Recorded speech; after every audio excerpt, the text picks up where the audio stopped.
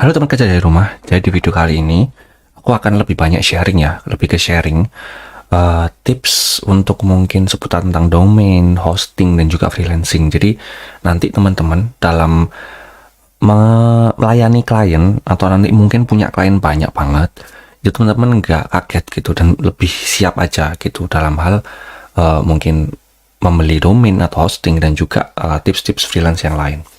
Jadi yang pertama itu mungkin teman-teman belum tahu. Ini akan aku kasih tahu bahwa yang pertama itu dalam satu hosting itu kita bisa memiliki beberapa website.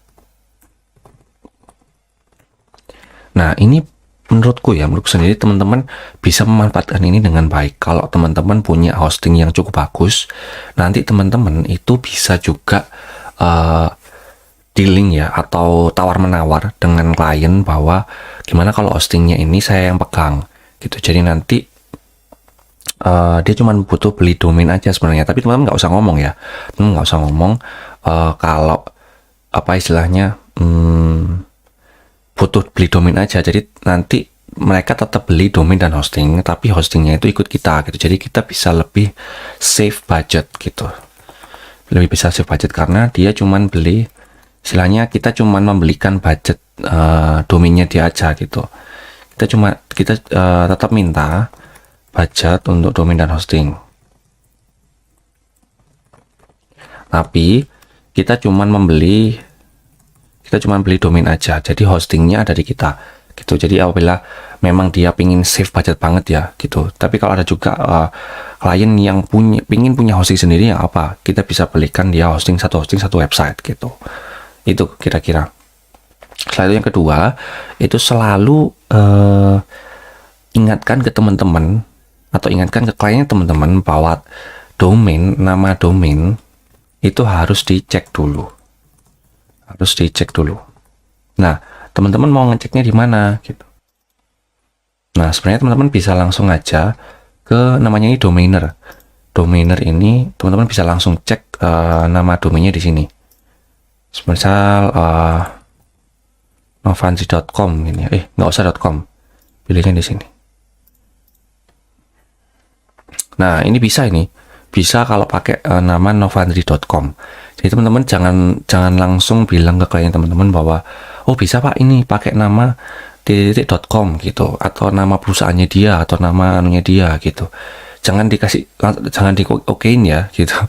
Misalnya dia mau yang .id, dicari dulu di sini gitu. Nah, novanzi.id gitu.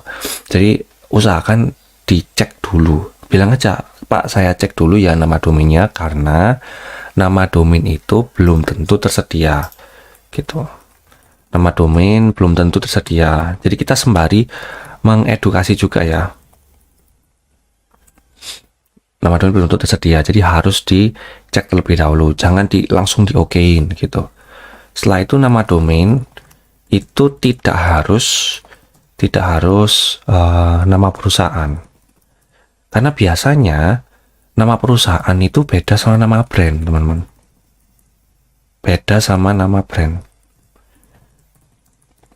Jadi kalau brandnya itu semisal Gojek ya, Gojek itu nama perusahaannya bukan Gojek guys gitu. Jadi kalau memang nanti teman-teman punya klien itu tanyain dulu nama brandnya apa.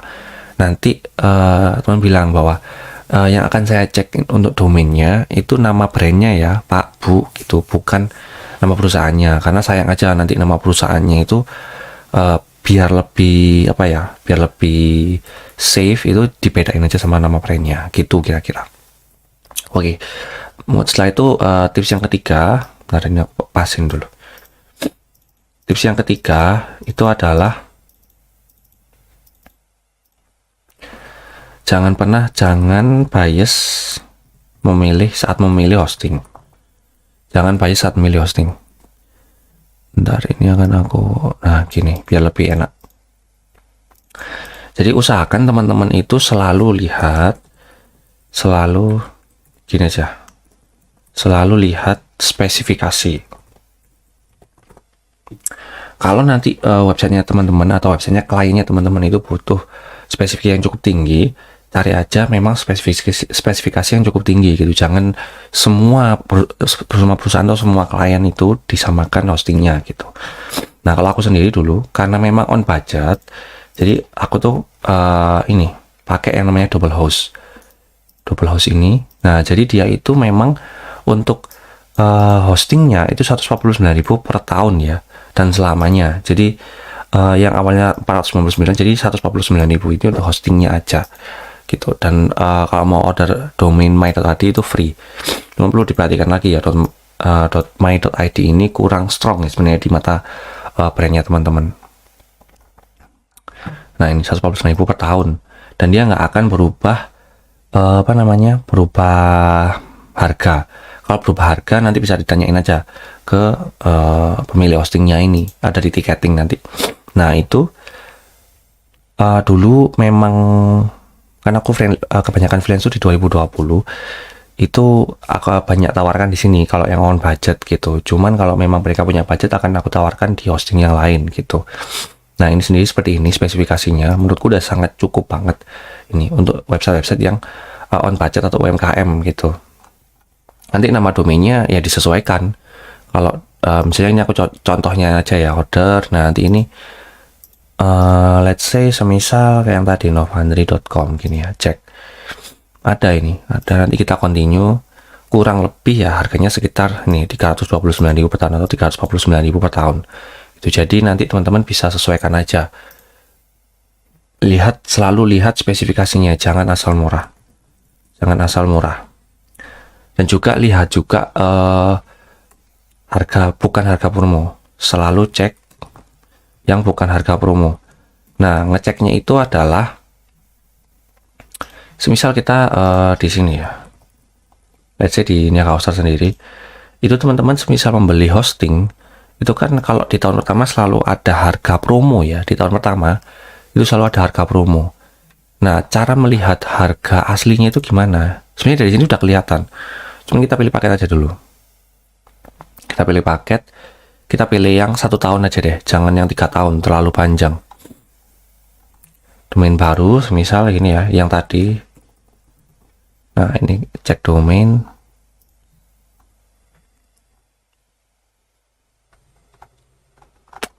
Oke, tambahkan ke chart.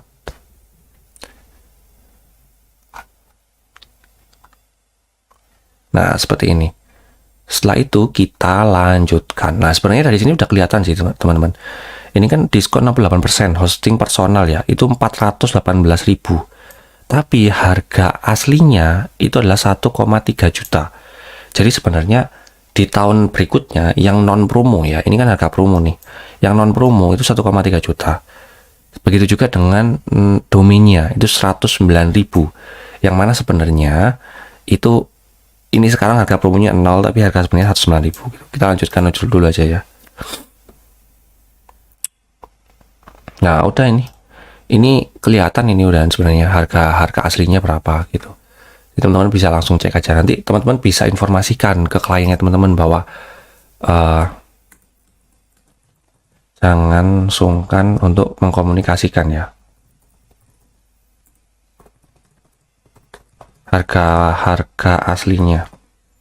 Jadi nanti klien teman-teman biar lebih aware aja gitu. Oke, lanjut. Setelah itu untuk domain-domain seperti sch.id, .co.id, pokoknya yang ada kebanyakan .id sih, itu butuh verifikasi sebenarnya teman-teman ya. Butuh verifikasi. Biasanya butuh yang namanya kayak KTP, butuh KTP atau identitas lainnya. Jadi teman-teman jangan lupa untuk menginformasikan lagi ke klien bahwa kalau domainnya seperti ini itu butuh dokumen gitu. Kalau SCH setahu aku dokumennya itu ada dokumen sekolah gitu. Jadi teman-teman harus aware ya tentang hal ini gitu. Setelah itu ada yang namanya email max differ. Nah, email max differ ini adalah jumlah pengiriman email tiap jam. Oke, jadi intinya yang email max differ ini kalau teman-teman beli hosting itu kan sebenarnya langsung dapat yang namanya email ya, email webmail gitu. Nah, email webmail itu tidak bisa digunakan untuk mengirim sembarangan. Kalau menerima masih bisa. Tapi kalau mengirim itu ada batasannya gitu. Setiap hosting beda-beda. Nanti teman-teman bisa komunikasikan juga dengan kliennya teman-teman dan juga provider hostingnya gitu. Tanya aja kalau misal di Coaster gini ya. Ini teman-teman bisa langsung tanya aja di CS-nya gitu. Jadi CS-nya nanti teman-teman tanya ada max driver-nya nggak ya emailnya gitu. Nah, kalau ada kira-kira berapa gitu. Biasanya tiap jam gitu beda-beda ya. Ada yang mungkin sekitar 20 email per jam. Atau bahkan cuma 5 email per jam. Kalau misalnya teman-teman punya klien itu butuh untuk kayak sebuah acara gitu ya. Pembelian tiket ada acaranya. Nah, ini saranku, teman-teman bisa pakai yang namanya ini nih. Email hosting. Jadi email hosting ini aku nggak hanya merekomendasikan ya Coaster ya. Teman-teman bisa cari banyak. Nah, ini untuk per jamnya itu kira-kira lihat detail feature, kira-kira kurang lebih sekitar 400 email per jam. Jadi kalau memang teman-teman nanti ada melakukan pembelian ya di website teman-teman, terus ada yang punya tiketing kan sebenarnya cukup banyak ya, cukup intens tiketingnya. Nah, itu teman-teman bisa pilih ini aja gitu, pilih yang email pro atau yang mail bisnis juga bisa. Jadi per bulannya, karena kan kalau acara kan nggak tiap bulan juga ya, itu bisa juga pilih seperti ini gitu. Atau teman-teman beli hosting di mana, misalnya beli hosting di sini ya, di Double Host, itu bisa teman-teman juga bisa beli email hostingnya atau email bisnisnya di sini gitu. Jadi tergantung kebutuhan. Setelah itu jangan lupa juga kalau misalnya teman-teman nanti punya klien ya, cek tim yang akan digunakan. Nah, ini nanti biasanya kalau dari klien kan nggak ada referensi tema ya, teman-teman bisa sarankan aja temanya. Tapi kalau misalnya mereka udah punya saran tema, teman-teman harus cek ya, harus cek temanya, dokumentasi, harus ada dokumentasi apakah tema ini selalu update, timnya selalu update, timnya selalu update, dan juga apakah karena kita pakai Elementor atau page builder lainnya, apakah bisa ada widget-widgetnya itu, apakah bisa gitu. Jadi teman-teman harus cek sedalam mungkin. Jangan malu untuk bilang, Pak Bu, ini saya cek terlebih dahulu ya gitu, temanya gitu. Itu sih kurang lebihnya. Setelah itu untuk domain.my.id yang tadi aku coba kasih tahu juga, kalau ada yang gratis itu ya kayak gini. Ini kan kalau dicek di sini domain.my.id tadi kan gratis ya teman-teman. Tapi teman-teman jangan tergiur untuk gratisnya, karena dia ini sebenarnya ada sedikit kekurangan di SEO. Jadi kalau nanti teman-teman belajar SEO sedikit, itu dia ada yang namanya sitemap ya. Sitemap ini kalau kita submit ke GSC atau Google Search Console, dia itu tidak bisa tersubmit. Karena ada karenanya. Jadi sekaligus teman-teman ini belajar sedikit tentang SEO ya. Ada karenanya. Jadi si domain.my.id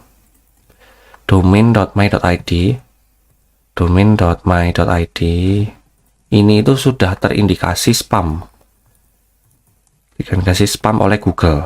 Jadi semuanya kena gitu. Jadi aku kemarin punya murid-murid juga, mereka bilang bahwa nggak bisa disubmit, sitemapnya itu nggak bisa disubmit karena memang sudah terindikasi spam sih domain.my.id ini. Sebenarnya cukup banyak yang terindikasi spam gitu. Jadi menurutku jangan asal pilih ya, jangan asal murah, intinya itu, jangan pilih asal murah.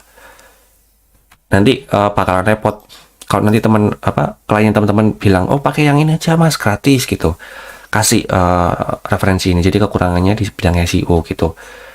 Tapi kalau misalnya terlalu teknis ya bilang aja ini kalau dari sisi Google-nya kurang bagus Pak, mungkin nanti bakalan ada sedikit hambatan gitu kalau di sisi kalau muncul di Google gitu.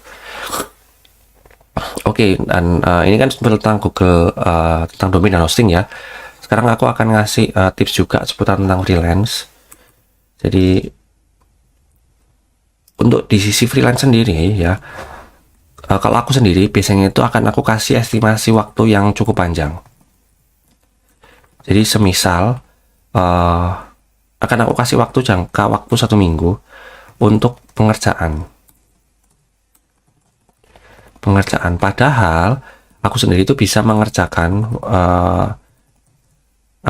websitenya ya dalam waktu 3 sampai 5 hari gitu. Jadi sudah kurang dari 1 minggu itu sebenarnya sudah selesai gitu. Nah, ini teman-teman harus bisa mengukur ya kemampuannya teman-teman, dan juga websitenya itu sesulit apa. Teman-teman harus bisa mengukur terlebih dahulu. Setelah itu, setelah teman-teman bisa mengukur, nanti teman-teman bisa mengatur tuh jangka waktunya seberapa. Setelah itu dalam waktu 1 minggu itu apakah bisa selesai gitu websitenya gitu. Karena kalau menggunakan WordPress sendiri sebenarnya 1 minggu sudah sangat cukup gitu. Nah, ini sebenarnya juga bisa memberikan kesan positif ke klien teman-teman, karena wah ternyata dalam waktu 1 minggu dia cuma bisa mengerjakan 3 sampai 5 hari udah bisa selesai gitu. Wah ternyata cukup bagus ya gitu. Jadi teman-teman nanti bisa save waktu, dan juga teman-teman bisa mulai mungkin mengerjakan revisi ya, karena kan selalu ada revisi untuk website itu gitu. Setelah itu tips yang kedua itu jangan pernah balas chat tuh lama, karena kan teman-teman ini based on trust ya, jadi teman-teman jangan pernah ngechat lama. Kalau misal memang dia butuh sesuatu gitu ya, bilang aja, Pak akan saya cek terlebih dahulu, atau akan saya tanyakan ke provider.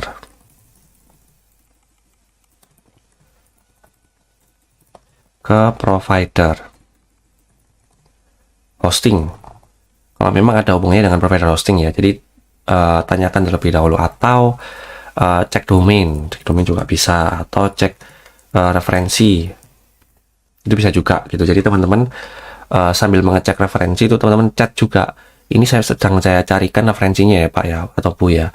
Jadi mohon untuk berkenan menunggu, seperti itu. Jadi komunikasi itu adalah kunci ya teman-teman. Jadi jangan sampai komunikasi kita lost gitu.